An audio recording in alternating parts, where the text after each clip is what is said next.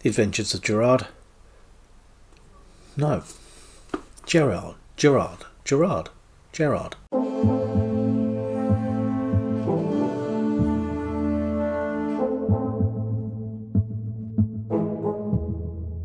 Hello, my name's Gavin, and this is Genre Books, and it's nearly the end of April, which means a May TBR.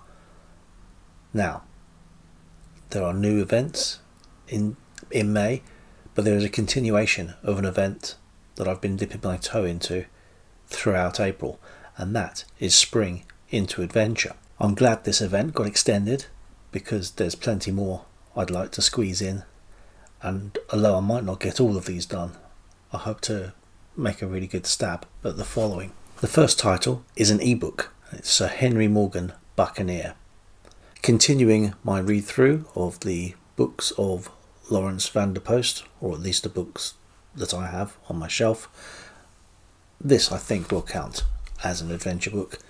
This is his second travel book, and this is The Lost World of the Kalahari. This is a first edition from 1958, and those colours and that cover is as sharp as it was 65 years ago. So I'm probably going to keep the dust cover nice while I get my grubby paws reading this. No need to worry about preserving the dust jacket on this one because it's long gone. Sir Arthur Conan Doyle, Adventures of Gerard. I read The Lost World in this last month, and it's nice to read some Conan Doyle that isn't Sherlock based. So I'm expecting good things from this. Some more non-fiction now, and this is Arabian Sands by Wilfred Thesiger. Thesiger? I don't know the pronunciation, but details another travel book about his journeys across the empty quarter of Arabia. A book which I bumped from April to May once Spring into Adventure was extended to a second month.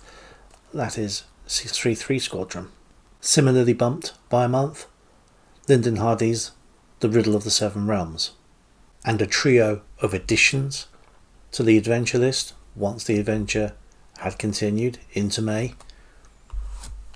The Further Adventures of Dr. Sin by Russell Thorndike, a book that takes place in the local area. Following on from A Fighting Man of Mars by Edgar Rice Burroughs, which I read this last month, is the next book in the Barsoom series, Swords of Mars, with this battered old paperback copy. And finally, for adventure, bought on a whim, Alistair MacLean's Death Train, but not by Alistair MacLean, by another Alistair MacNeil, based on an outline left by MacLean at the time of his death. So much for adventure.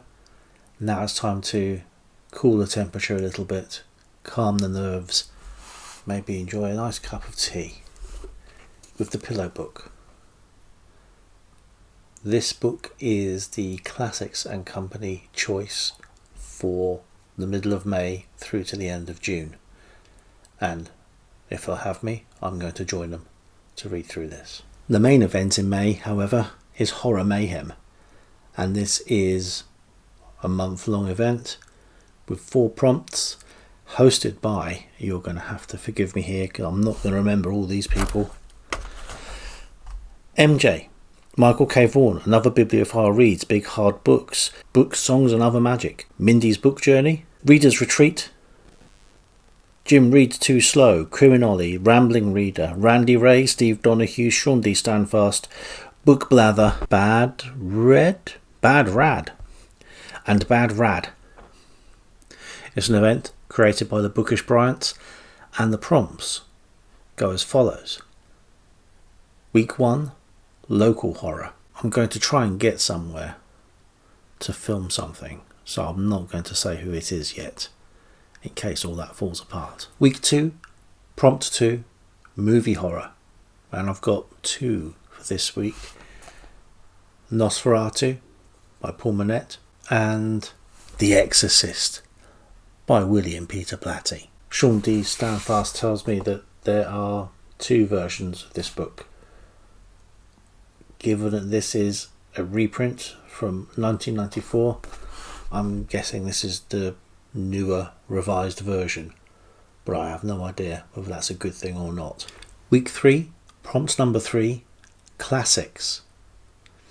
Here I'm relying on my Kindle and Project Gutenberg to help me out a little bit, but I'll be reading The Beetle as part of Roger's Cheap Old Book Club to kill 2 birds with 1 stone. I will be reading Promethean Horrors, Tales of Mad Science, a British Library collection with a number of short stories, including works by E.T.A. Hoffmann, Mary Shelley, Nathaniel Hawthorne, Edgar Allan Poe, Robert Louis Stevenson, L.T. Mead, E. Nesbit, H.P. Lovecraft, The Fly by George Langeland, and that's it. A couple of the stories in here I've read before, many I haven't, so looking forward to this one. I'll also be relying on Project Gutenberg for a copy of The Amber Witch. And because this is a channel where we love our pulp, I'm going to do a deep dive, read through an issue of Weird Tales. I couldn't really pick any other pulp if we're thinking horror. Week 4 and the final prompt is contemporary. Now I have to stretch the definition of contemporary because I don't have a lot of contemporary books, let alone contemporary horror. But I do have a James Herbert, a Stephen King, and some science fiction horror type stories from John Lymington. But the most contemporary book I have, and this was printed in 2018, is The Fiends in the Furrows, a selection of contemporary folk horror stories. That's the idea anyway. If it's anything like previous months, I'm going to end up reading something that isn't on that list, and I'm also going to end up not reading something that is. Doubtless, there's a Booktube event I've not yet heard of. Equally doubtless, someone else is going to mention a book which piques my interest. And equally doubtless, I'm going to find something from digging around myself. Still, it's nice to have plans, and saying it into a camera means that even for a moment I might think that I mean this.